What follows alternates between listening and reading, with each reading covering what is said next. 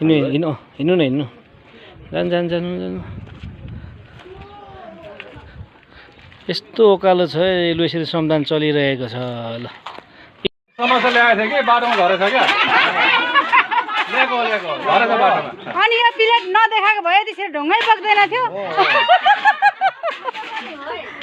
के छ भनेर हैन एउटा कोठामै समस्या ल्याएको बाटोमा झरेछ क्या तीन आइटम खोइ